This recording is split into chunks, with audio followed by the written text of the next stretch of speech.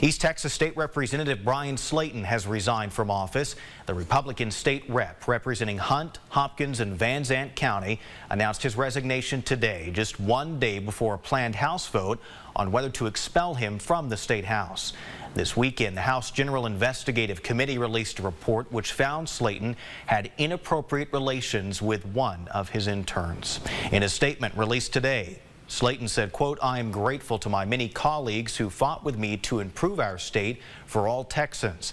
He went on to say, "I look forward to spending more time with my young family and will continue to find ways to serve my community." There was no mention of the incident that led to his resignation in this statement. And